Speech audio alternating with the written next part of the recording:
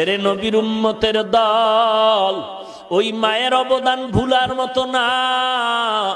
জানা অজানা ভাবেও যদি কোনো ভুল করে থাকো, ওই মা বাবার থেকে দোয়া নাও, তাড়াতাড়ি ক্ষমা চেয়ে নাও, আল্লাহর কাছেও ক্ষমা চাও রে ভাই। আমার মায়ের অবদান, বাবার অবদান ভুলতে পারবো না রে বাবা।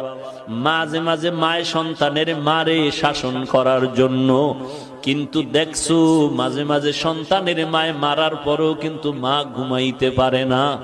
মা কিন্তু সন্তানের ধমক দিয়াও কিন্তু পাগলের মতো থাকে।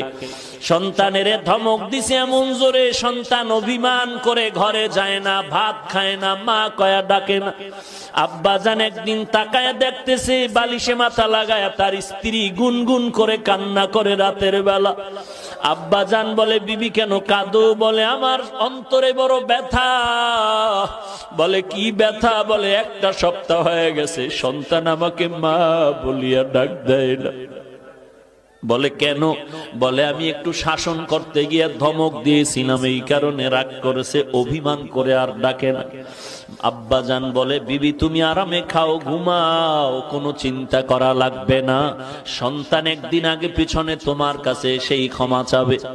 আমার মা কান্না করে বলেন, ও স্বামী আমার, যতই আমি খানার প্লেট নিয়ে বসি, খানা মুখে যায় না।